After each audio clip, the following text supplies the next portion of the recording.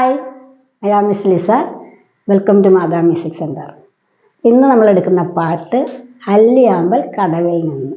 അപ്പോൾ ആ പാട്ട് നമുക്ക് എടുക്കാം. അതിൻ്റെ രാഗവും അതിൻ്റെ സ്കെയിലും അതെന്താണെന്ന് നമുക്ക് നോക്കാം. അതിന് പറ്റിയ കോഡ്സുകൾ എങ്ങനെ എടുക്കാമെന്ന് നമുക്ക് പഠിക്കാം. അതേസമയം എയുടെ കോഡ്സ് ഓർഡറായിട്ട് മിസ് പഠിപ്പിച്ചുകൊണ്ടിരിക്കുകയാണ്. അത് ഉള്ള കോഡ്സ് എത്ര കോഡ്സ് എ ടു എ വരയ്ക്ക്, എ ടു ജി വരയ്ക്ക് എത്ര കോഡ്സ് ഉണ്ടെന്ന് ഓർഡറായിട്ട് പഠിച്ചു വെച്ചാൽ അത് നിങ്ങൾക്ക് ഉപകാരപ്പെടും. അതുകൊണ്ടാണ് കോഡ്സ് ഓർഡറായിട്ട് പഠിപ്പിക്കുന്നത്. അപ്പോൾ ആ കോഡ്സ് എല്ലാ പാട്ടിനും മാച്ച് ആകുന്നില്ലെന്ന് എനിക്കറിയാം. പക്ഷെ അത് മാച്ചാകാൻ വേണ്ടിയല്ല, കോഡ്സ് നിങ്ങൾ അറിഞ്ഞിരിക്കുക എന്നുള്ളതാണ്. അത് ഏത് കോഡ്സ് ഏത് പാട്ടിന് മാച്ചാകുന്ന ഓരോ പാട്ടനുസരിച്ച് വരുമ്പോൾ അത് നിങ്ങൾ തന്നെ അങ്ങ് മാച്ച് ചെയ്യുന്ന കണക്ക് ആ സമയത്ത് ഉപയോഗിച്ചിട്ടുണ്ടാൽ മതി.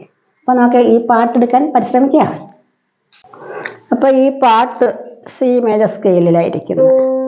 അപ്പോൾ സി മേജർ സ്കെയിലിൽ പാട്ടിരിക്കുമ്പോൾ രാഗം ബേസ് ചെയ്ത് നോക്കാനാണെങ്കിൽ ശങ്കരാഭരണം രാഗമായിട്ടാണ് വരുന്നത്. അപ്പോൾ ഈ ആദ്യം സി മേജർ സ്കെയിൽ എങ്ങനെയാണെന്ന് നമുക്ക് നോക്കാം. ഇത് കണ്ടോ, C D E F G A B C. Miss പലപ്പോഴും പഠിപ്പിച്ചിട്ടുണ്ട് അല്ലേ. ലെഫ്റ്റിൻ്റെ എടുക്കുന്നവരാണെങ്കിൽ ലെഫ്റ്റിൻ്റെ എടുക്കുന്നവരല്ല, ലെഫ്റ്റ് എടുക്കുമ്പോൾ ഇതെങ്ങനെയാണ്.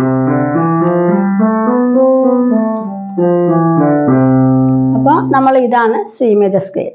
അപ്പോൾ ഇത് രാഗം ആണ് നോക്കുന്നതെങ്കിൽ, ചിലർക്ക് രാഗം പഠിക്കാന്നുള്ളവരാണെങ്കിൽ രാഗമാണെങ്കിൽ ഇതുണ്ട്: ഷഡ്ജം, ചതുശ്രുതി ഋഷഭം, അന്തരഗാന്ധാരം, ശുദ്ധമധ്യമ, പഞ്ചമ, ചതുശ്രുതി ദൈവതം, കാകളി നിഷാദം, ഷഡ്ജം.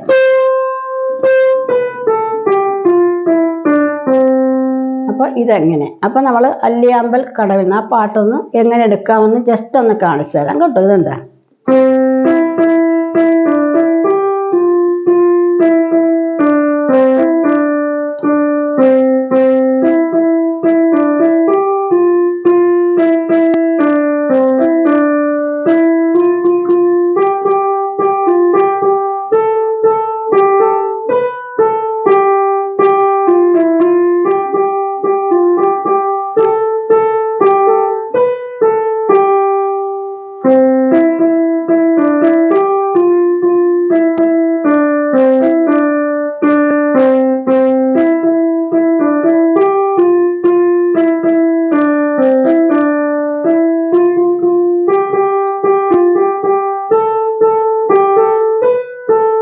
അപ്പോൾ ഇത് കഴിയുമ്പോൾ അടുത്ത അനുപല്ലവിയിലേക്ക് പോകുമ്പോൾ ഇങ്ങനെ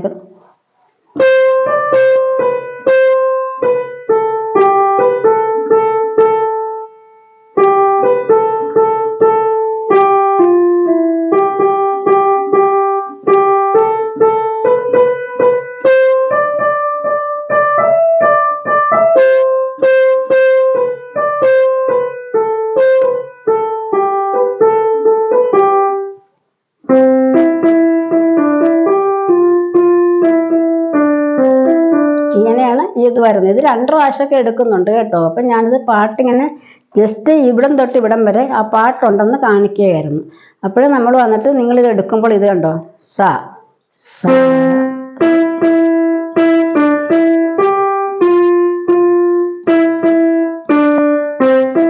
ഇങ്ങനെ സ്ലോയിലെടുക്കണം.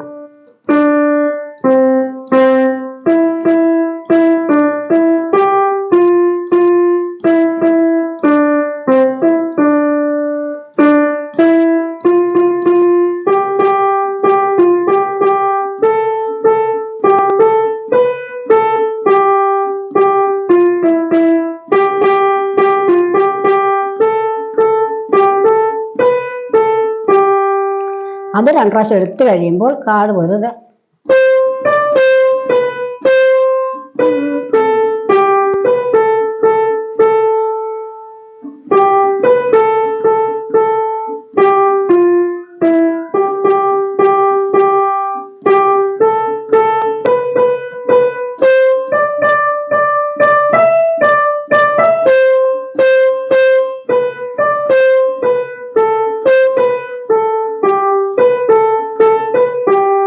ഇത്രയാണ് കീസ്.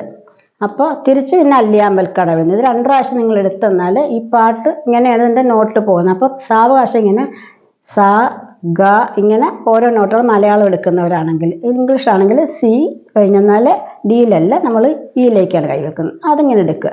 പക്ഷെ അപ്പോൾ ഇതിൻ്റെ എന്നോട് പല സ്റ്റുഡൻറ്റും പറയും എടുക്കുന്ന പാട്ടിൻ്റെ കോഡ്സ് കാണിച്ചാൽ നല്ലതായിരിക്കും. അപ്പോൾ ഇവിടം വരെ അല്ലേ ഇതുള്ളത്. അപ്പം നമുക്ക് വന്നിട്ട് ഇതിനകത്ത് വൈറ്റ് നോട്ടാണ്, ഇതിനകത്ത് ഈ ബ്ലാക്ക് നോട്ട് വരുന്ന ഒരു കോഴ്സ് ഇത് വരുന്നില്ല. അപ്പം നമുക്ക് വന്നിട്ട് കണ്ടോ ഇത് സി മേജർ സ്കെയിൽ പിടിക്കാൻ സാധിക്കും. CEG വന്ന സി മേജർ സ്കെയിൽ കണ്ടോ. അതേസമയം CFA എടുത്തുന്ന എഫ് മേജർ സ്കെയിലായി, കോഡായി, സ്കെയിലല്ല കോഡ്സ്.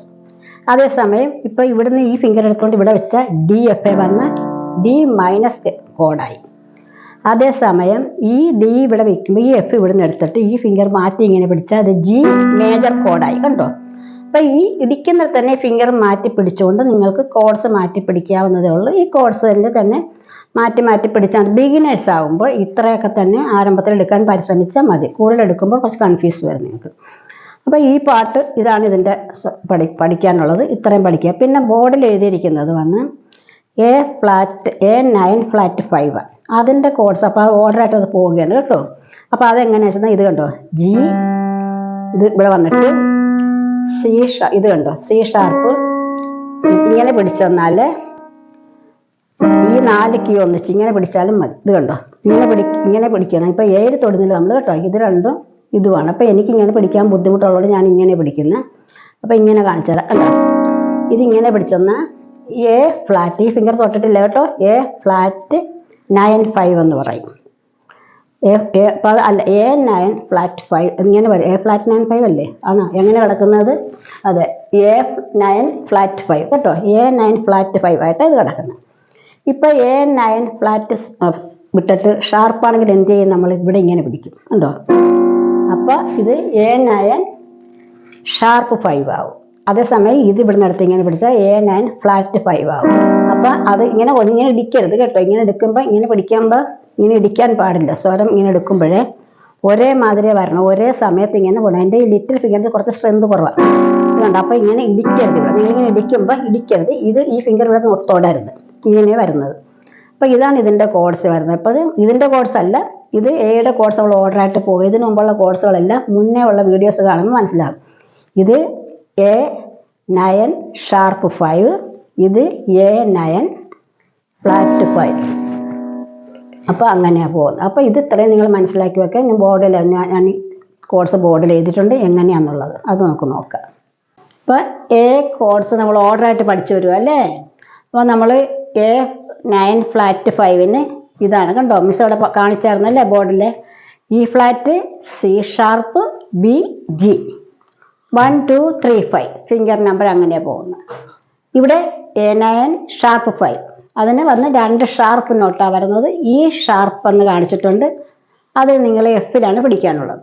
അപ്പോൾ 1 2 3 5 ഈ F C# B G. അപ്പോൾ ഇതാണ് കണ്ടോ A9 വിത്ത് ഫ്ലാറ്റഡ് 5th, A9 വിത്ത് റൈസ്ഡ് 5th അങ്ങനെയാണ് ഇതിന് പറയുന്നത്. അപ്പോൾ ഇത് നമ്മൾ ഓർഡറായിട്ട് പഠിക്കുകയാണ് കോഡ്സ്. ഇത് നിങ്ങൾക്ക് ഭാവിയിൽ ഉപകാരപ്പെടാൻ വേണ്ടിയാണ്. ഈ പാട്ടിന് ഇത് ഉപയോഗിക്കരുത്. കാരണം ഈ കറുത്ത നോട്ടുകളൊന്നും ഈ പാട്ടിലില്ല. നമ്മൾ എടുത്ത പാട്ട് ശങ്കരാഭരണം രാഗമാണ് കേട്ടോ.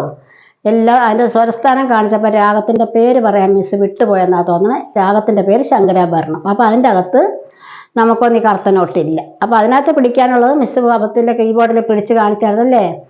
അതായത് എന്തുവാ C major code, F major code, D- code, G major code ഇങ്ങനെയുള്ള കോഡ്സുകൾ ഒത്തിപ്പിടിക്കാവുന്നതാണ്. അപ്പോൾ ഇതാണ് ഇതിനകത്ത് പ്രത്യേകിച്ച് പഠിക്കാനുള്ളത്. എന്തെങ്കിലും സംശയമുള്ളവർ മിസ്സിനെ വിളിക്കുക.